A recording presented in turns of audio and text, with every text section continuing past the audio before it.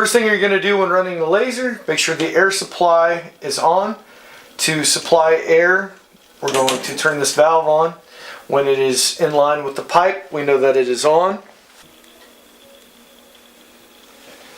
The next thing we're going to do is make sure there's no moisture in the line, because if there's moisture in this line, it's going to blow out through the head of the laser, and that's an extremely bad thing. So right here we have a moisture collector.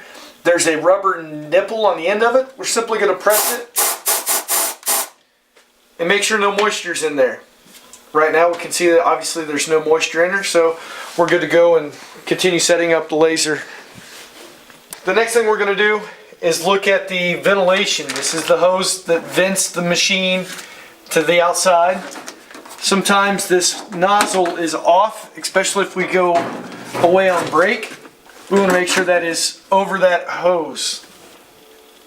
After making sure that the ventilation is connected to the laser, we're then going to turn the switch on for the ventilation. The switch is located to the left of the laser, so it's back behind the 3D printer here, and then there's a switch back behind it. If you go around to the left hand side of the 3D printer, you can reach in there. You can tell that the ventilation is on and working because you can see that this tube kind of draws together. You can also hear it running. The Ethernet cord is right here. It's plugged in. To turn the laser on itself, the on switch is right here. As I turn it on, I'm going to notice that the machine on the screen here, it'll say LCMFS version 1.02. Then it gives me a prompt. It says turning on the machine. Next, it's going to touch a limit switch on the right hand side of the machine. It's going to come down and touch a limit switch on this end of the machine. And then it's going to go back to what we would call machine home, which is over here. To turn on the air supply, there is a valve on the right hand side of the machine here. We're simply going to turn it so the valve is in line with the hose. You can hear a pretty substantial hissing noise when the air is on. If I'm going to cut this piece of material, I'm going to place it on the bed in the laser. To move the head of the laser, I can grab this rail, I can move it in the Y direction, I can move the head of the laser and move it in the X direction. The manual focus pin on the left hand side of the laser, which is orange and black pin. It goes in this bowl when you're done. You're going to take it off and you're going to put it on the head of the laser. The manual focus pin goes right inside this loop, and we're going to bring it down. We're going to use the up and down arrow keys, and there's a gray autofocus button between them. We're not using the autofocus button, we're using the arrow keys to move the table up and down. We're going to bring the material up so it touches the end of this manual focus pin. If I keep going too far, I can see that the orange cap on this manual focus pin is no longer touching the spot where it's supposed to be touching, which is right here. I can see that I still need to go down a little bit.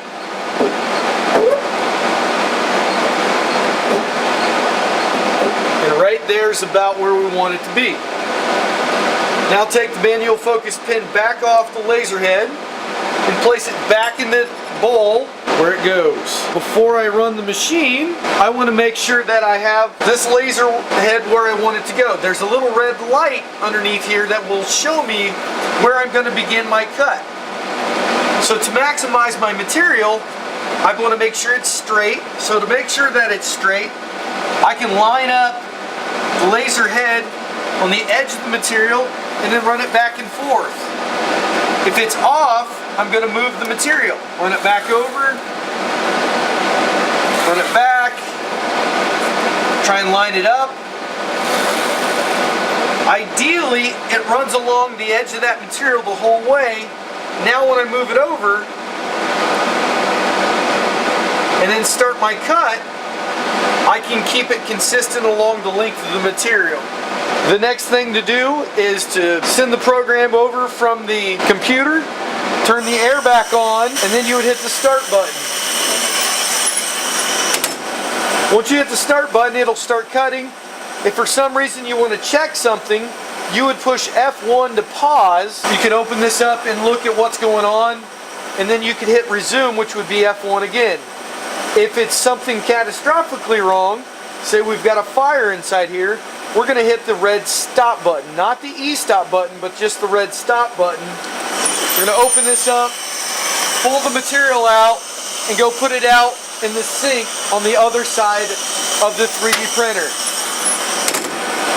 To shut the laser down, it's going to be the reverse operation. We're going to turn off the air, turn off the ventilation system, pull our material out, put any good pieces back in the rack behind the laser.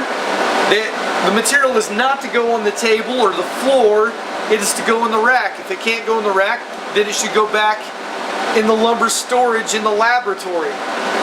You're expected to clean up the bed of the laser when you're done as well. You could go ahead and shut the laser off so we don't have to hear it run.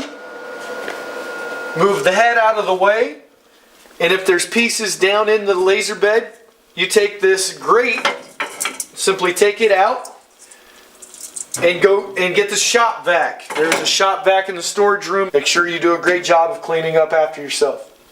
Again, the manual pin goes in this bowl right here. Place it on there. When you're done adjusting the table, put it back. The last procedure for shutting down the laser is to then go into the storage room and shut the air valve off, which is going to be perpendicular to the copper pipe.